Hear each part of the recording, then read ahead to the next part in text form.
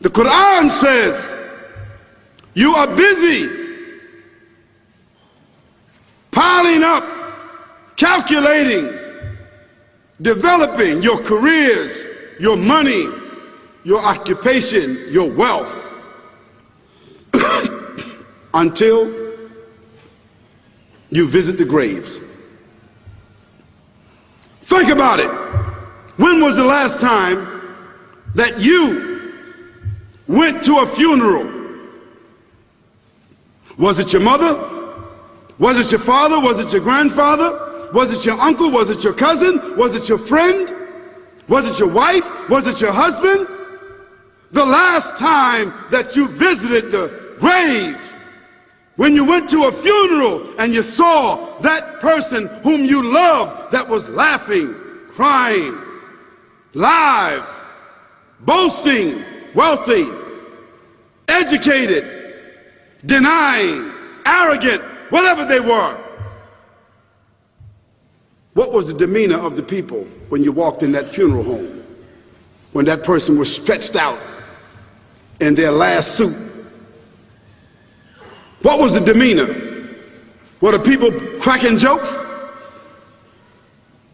Were they dancing? Were they clapping and singing songs? No. Silence. Melancholy. Trauma. Why? Because every person that walked in that room, seeing that person stretched out, the first thing they thought about was not the person. The first thing they thought about was that one day this will be me. So Allah said, Alhaakumut takathur. All of us, all of you are engaged in running your mouths, doing your business, multiplying, buying houses, cars, business, whatever you're doing. And when you're told about God, religion, life, morality, you're saying, look, I ain't got no time for that. I got no time for that. I don't want to hear that. I don't even believe in God. Matter of fact, I don't even know if I'm going to die, and if I do, maybe I'm coming back again. As a matter of fact, science is so sophisticated that I think really that they're on the verge of being able to solve the whole thing of death soon.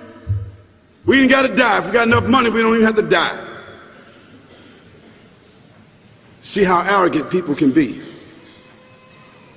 until they visit the funeral house. And then after you go to the funeral house, if you got the guts, if you're able to do so, you go to the grave.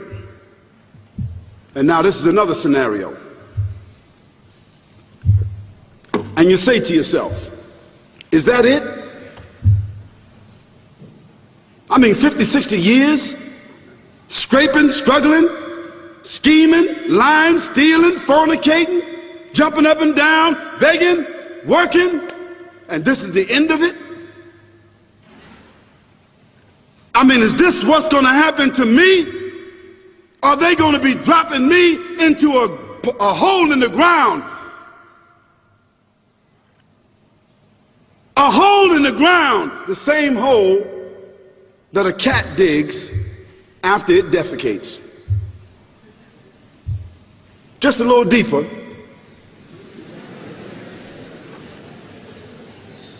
But for the same reason. The cat digs a hole because the cat has dignity. Something that human beings don't seem to have. Instinctively, the cat digs a little hole, covers it up. Humans have got to be taught to do that. But it's for the same reason. So you and I, we're going into a hole a little deeper than the one the cat dug. And all the people that's crying, pulling out their hair, screaming, almost acting like they falling in the thing with you. They want to just jump in there with you. Not really though, you know, it's all an act. Because ain't nobody really going to jump in there and stay in there. They don't love you that much.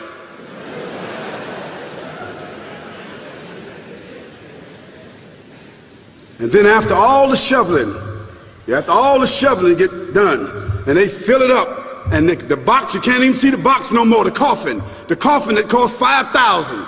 I don't know what did they burn somebody in a $5,000 coffin for? I mean, if I was a funeral director, after they left, I would dig them back up and put them in another box and take that box back.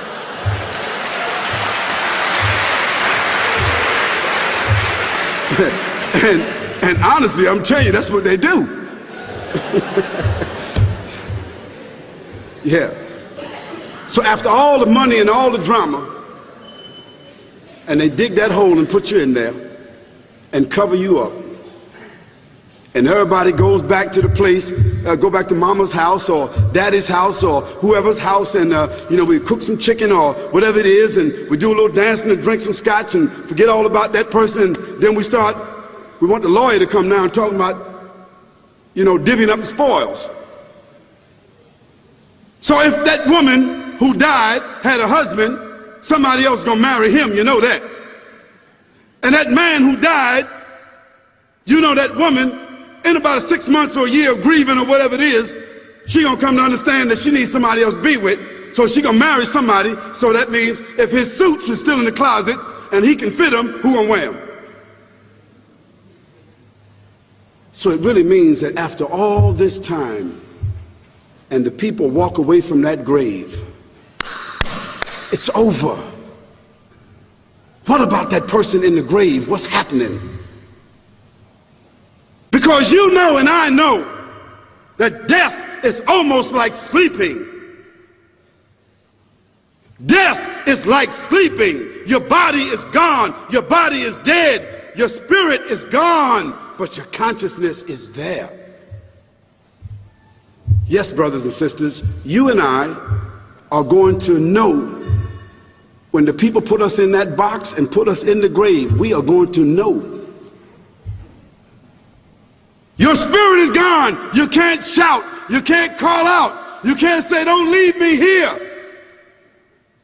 But you're going to be hearing and you're going to be seeing, because that's a different kind of consciousness. But you can't move.